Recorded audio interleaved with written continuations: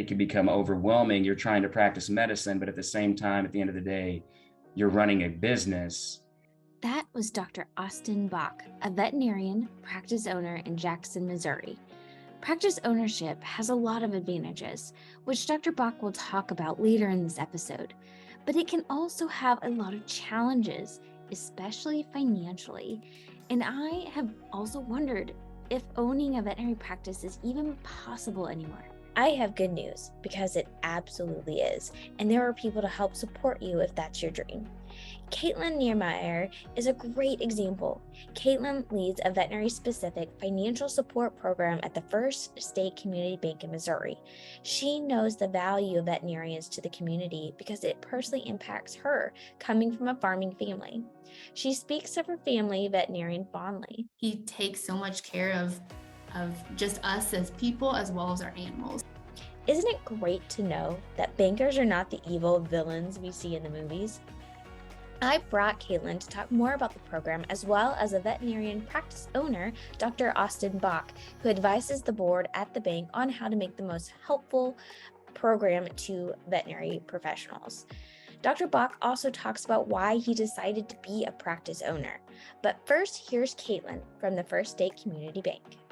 I'm really excited. This is going to be a little bit different of an episode to talk about a really unique program that is specifically for veterinarians and helping them create a career that they really want to do, that is especially extra challenging these days, to own your own practice and financially support what you want to do in practice. So do you mind telling us the story about finding this particular need and how the program started? Right. No, and the program itself and how it became something, I think really shows the true character of First State Community Bank. It really goes hand in hand with our agriculture program. We hold agriculture advisory board meetings every couple months or so. And last year, our president and chief operating officer, John Dinkler, and our chief lending officer, Craig Sutherland, they began discussing challenges within our markets. We are a very rural Missouri bank. A lot of our bank branches are located in rural Missouri. And so they began kind of talking about what challenges we think our markets are facing, and is there any way that we can help. During some of those discussions, one thing that was brought up was the shortage of rural veterinarians across our footprint and across the state of Missouri, not just Missouri, really everywhere, but Missouri's, is our main focus. The conversation, kind of started rolling about how it was hard just to get financing. One, because all the money that veterinarians usually have is spent on, their education. You've spent hundreds of thousands of dollars and even more hours getting your education. So you don't have the, extra funds laying around to obtain financing, or you don't show that anywhere that you do have that. And so John kind of challenged the board to come up with an idea or any way we could possibly help. The entire board was able to develop this program. So this program is used to help young veterinarians, new veterinarians, older, retired, across the entire board obtain financing to purchase into clinics, to buy somebody's part out, purchase inventory, equipment, and everything like that. So right now the terms on it is, for this program, we will actually finance 90% of all the real estate involved. So only basically bringing in 10% down for a real estate purchase, which is huge. A lot of normal banks and traditional financing, you're required, 20, 30% down, and there's just a lot more that goes into it. While, we are looking at the education as a down payment, because when you have that education, you are in it, you love it, and you want to put your entire life and your career into it. And so that is our program. That's how it was funded. And we also do 100% financing on all equipment, inventory, supplies, anything you need to get the ball rolling, to get the clinic up and going, to start one, to buy it in, anything like that. So that's really how this program came about. It started in actually early 2021, and it was lifted off the ground about midway through 21. So we've done a handful of loans right now. One is actually, Austin Bach, who he's a part of the Jackson Vet Clinic there in Jackson, Missouri, and he's also a board member for our Jackson market. And he was one of the very first few that he utilized it, and obviously has been a big supporter ever since. Yeah, and I'm excited to talk to him as well about his experience and how it's helped him and his career. And I also want to thank you. It feels wonderful to have a team to really support you and see the value that you can bring, and Mhm. also help us be competitive in the market. I have friends myself who have really struggled to try to purchase a practice. It's becoming extremely competitive because of corporations that are starting to buy practices and build practices. So, can you elaborate maybe on how this might help a veterinarian become a little bit more competitive and be able to be a practice owner? Right. I mean, basically having those financing options there. Like I said, we're looking at your education as your down payment.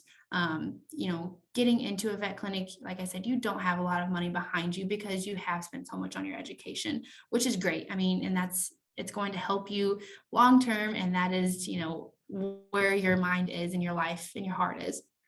To be more competitive, like I said, we're offering that 90% financing on all the real estate. So you only have to come up with 10% down, whether that be sweat equity or just simply you have an extra 10% laying around, or something we can do to help you with that 10%. So that'll make it easier for you to go to a clinic owner, or if you're currently working in the clinic, you can say, I have all this money right now. First State Community Bank is going to help me, do this program and get through this with everything we both need. You can work on a fair price that way.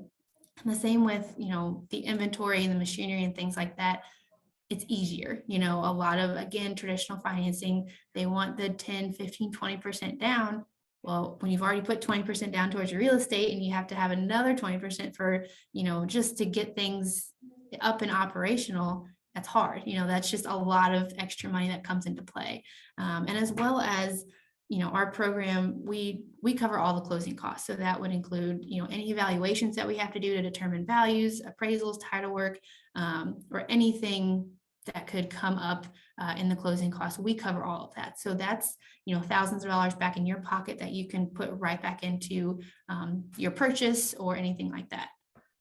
As a person who's also looking in the home real estate, that sounds amazing.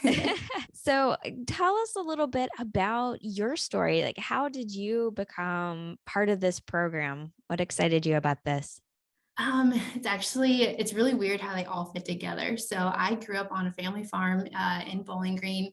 I love farming. I love agriculture. And I couldn't tell you the amount of times that we would have to call our local vet to come out. I mean, 1, 2 o'clock in the morning for our cattle. I kind of told you a story about, our own dog, he messes with our cattle all the time, but he's always there to help me with our family dog. So when I got into First State Community Bank about 6 months ago as the head of agriculture lending, and they talked about this program a little bit. And I told them, I said, what is ag and veterinarian have to do? How am I going to mold this together? And then I went back home and I was kind of telling my dad about it. And he said, that's awesome. He said, think about, how many times Doc Hudson comes out here, which is our local veterinarian. And he said, what would we do if he wasn't here? And I said, well, I don't know. What would we do? And so that's where everything just kind of came to light, and it's like, okay, these go hand in hand.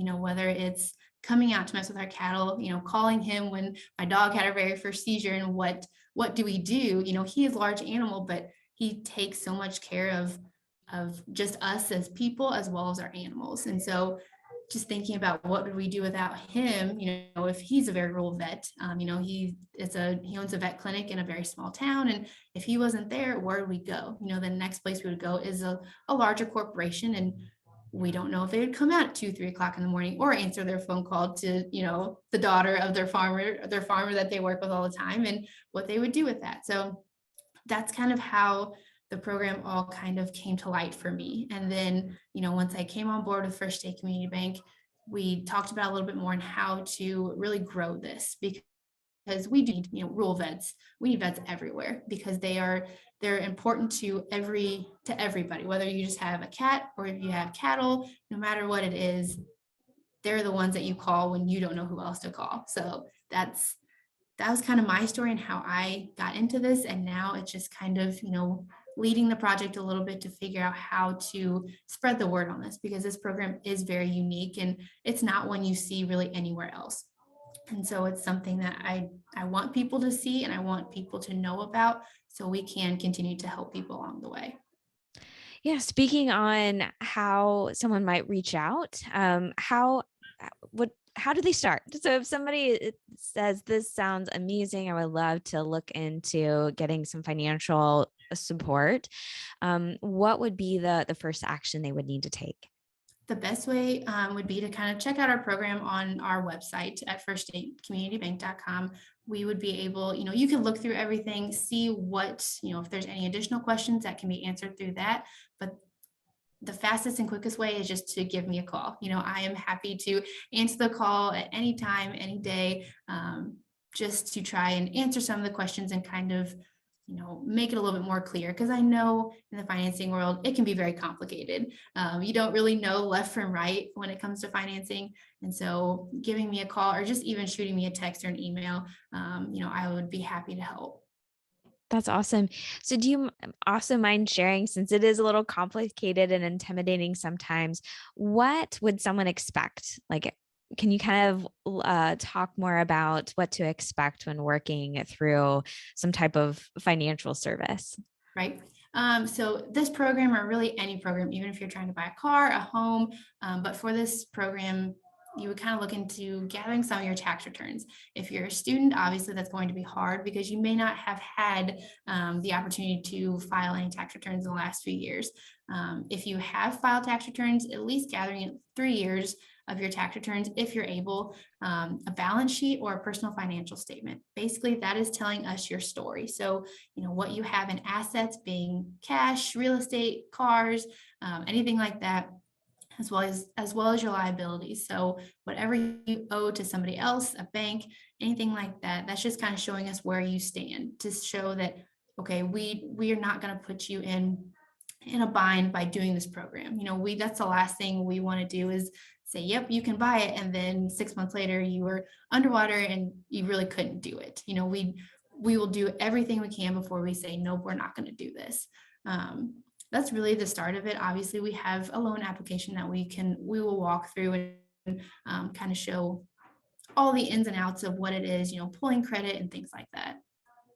As intimidating as it may seem, I always encourage, it never hurts to ask. I think that's great to have somebody like yourself who can walk you through and being completely transparent. Even if you're right out of school and looking for some financial support without a whole lot of equity or anything like that. One thing that I really like about this program is that you help everyone, but it sounds like, also hearing some kind of previous stories, is this was also to help very young veterinarians. And Right. so that means that you probably don't have a lot of history in taxes or finances. So I love that you're giving that support to really launch early career veterinarians into the direction that they would like to go.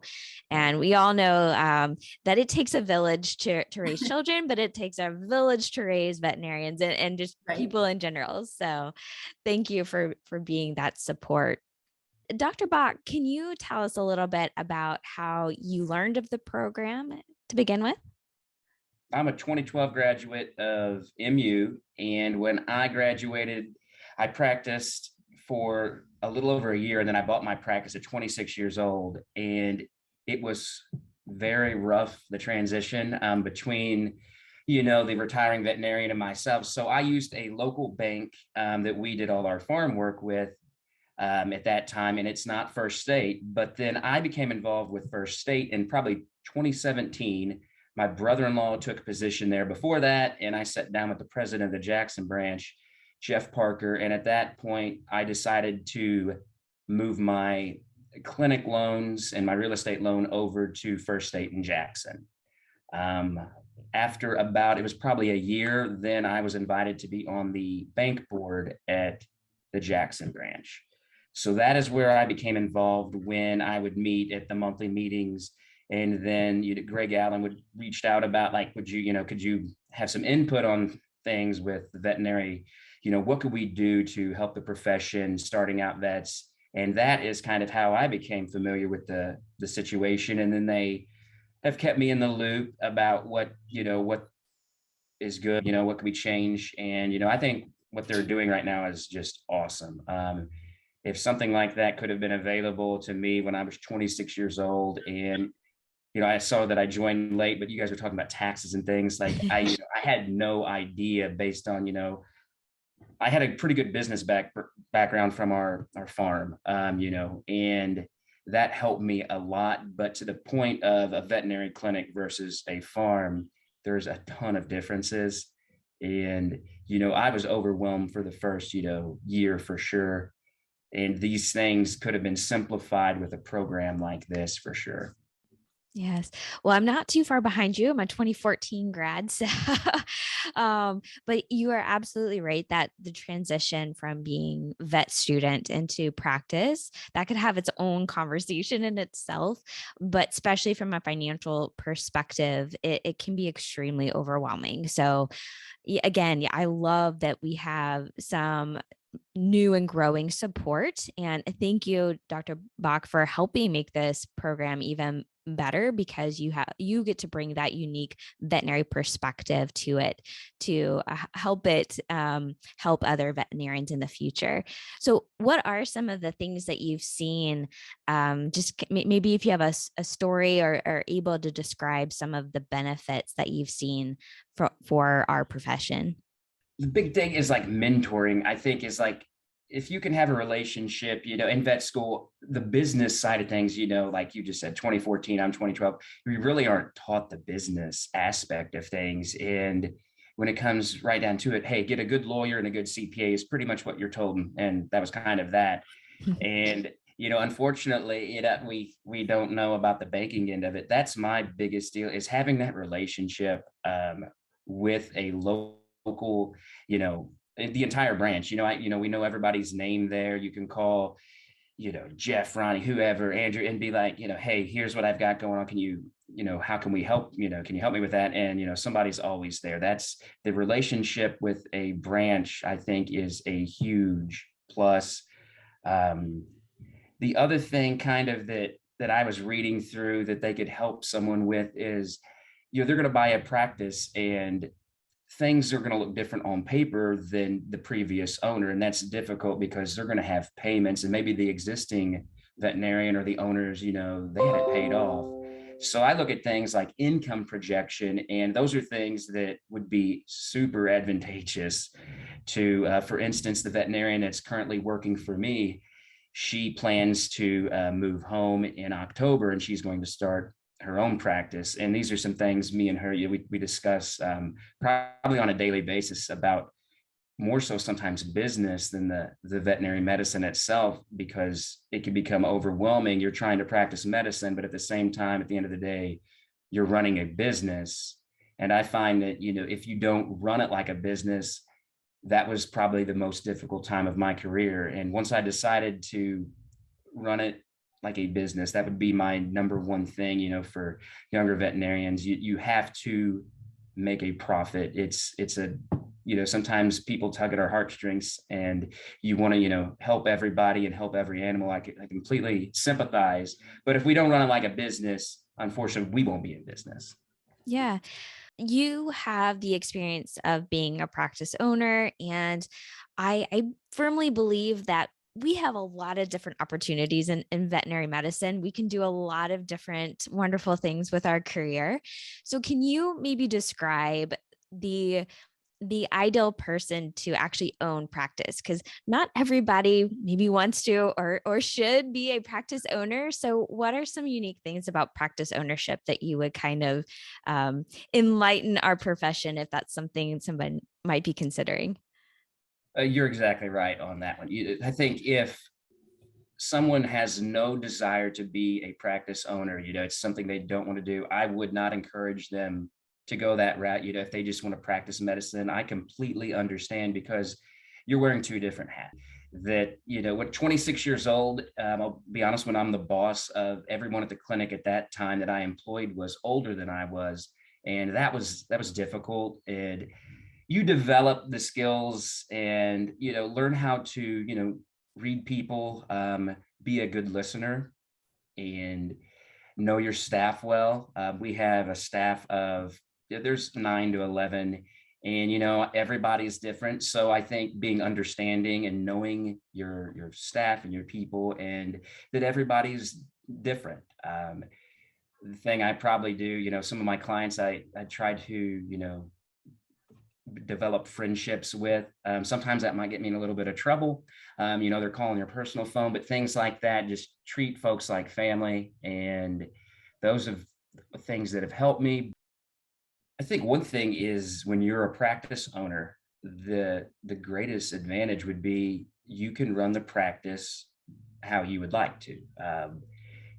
No one's perfect. We're nowhere near perfect, but we do things, I've changed so many things over the years, over, a 10, now my 11th year of practice.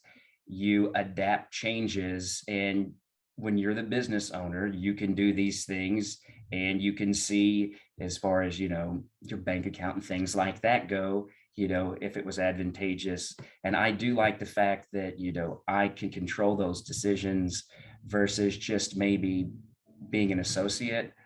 I have said this, like, as far as mentoring, Dr. Fielder this with us right now. The sole reason I was blessed and she moved to this area, because she's not from this area of the state, is because I promised her mentorship. And that is something where we wrote in the contract, like, I can help you learn from, my mistakes or the things that I went through as a business owner involved in, veterinary medicine at the same time. How can I help you? And I probably enjoy that part, the mentorship and the business side of my business. Like, I enjoy that, just as much as is practicing. And I think being kind of diversified, being able to, know your books, but then be able to see your clients and practice medicine. I think at the same time, I enjoy the mixture. Some days are good, and some days, they fly off the handle pretty quickly. But, I think that as a veterinarian, the longer you practice, those days used to stress me out. And now it's, the longer you do it, it's just, you're ready to roll. So those are things that, just like in the business world, when you see your quarterly taxes get taken out of your account, those are things that, I'm used to now. And you realize that there's not a lot that you can really control about that. And, you budget that in your yearly budget and proceed. Yeah. And it goes back to having a good support team, whether it is a bank like Caitlin in the program that you run, really surrounding yourself with a good team, because I think that is so essential in our life and our careers, is to have that support network, whether it's a mentor, like a veterinary mentor who can teach you surgery, can teach you how to manage a practice, but then at the same time, those resources where you can call, like you were saying, Dr. Bach, about a question coming up, and just having an individual that you can directly call and say, hey, I have this question, or I have this situation. Any last thoughts you have about sharing this with our profession? I think First State, the being involved, with them now for the last 5 years or so, I think, they understand that every situation is probably going to be unique when it comes down to every practice. I'm close friends with, colleagues in the area who have practiced, and all these situations are different. If you're buying a practice from an individual who's slowed down, the book work is, that it's going to look different than if you're buying an existing 3-doctor practice that is booming. I mean, and I think that the First State and the way they operate will be very helpful in understanding how to look at those numbers and come up with, a fair, offer for the business owner and then for the purchaser. And the big thing, once you become involved, they can really handle so many things. Instead of having 5 or 6 different people, you could really use First State as, your sole go-to on your, of course, your loans, but your operating account. And, like right now, they're going through my insurance forms on my business and things, and they can do all of those things for you. I think that's the biggest key, is just, every situation's unique. And I think they understand that as a business. And just exactly what he was saying. First date is we want to be a partner with everybody. We don't want to be, have a thumb over you or anything like that. We are always here to help. Back in the day, I think we talked about this in our first meeting. Back in the day, banks used to people would look at banks and say, I don't want them to know anything. I want them to, arm's length away. You always keep your banker arm's length away. That's not how it is anymore. A lot of this younger generation and people are starting to learn that banking is a resource. While I'm not a veterinarian and I don't have that education, I do understand, the need for it. And I understand, why we need to help and why we should be involved. And, just like Dr. Bach was saying, we do all of that. We can look through insurance, we can reconcile your accounts, we can offer all these different programs to help the clinic do better, whether through checking accounts, POS system, things like that. It's all across the board what a bank can do and can offer. And so we want to keep being a resource and not being kept arm's length away. The more communication we have, the better off everybody is. Like I said, we always want to be a resource. We never want to cause harm or put anybody under for whatever reason. We want to be the helping hand. We want to be a friend first and customer second. Yes, no more evil banker from the movies. Yeah, no. We are all friends. Yeah, we're not doing that anymore. Speaking of the image of bankers in movies, Caitlin later actually told me that one movie scene inspired her to go into banking. And it's from the movie It's a Wonderful Life, when George is trying to tell his father that he doesn't want to go home and work at the Bailey building and loan after college and be stuck in an office. I feel that in a small way, we are doing something important. It's satisfying a fundamental urge. It's deep in the race for a man to want his own roof, and walls, and fireplace. And we're helping him get those things in our shabby little office. She actually tweaked the quote a little bit to apply to herself, representing agriculture. It's deep in the race for a man to want his own farm and cattle and machinery, and we're helping him get those things in our shabby little office. She has this printed out and taped to her computer to look at every morning to remind her why she does what she does.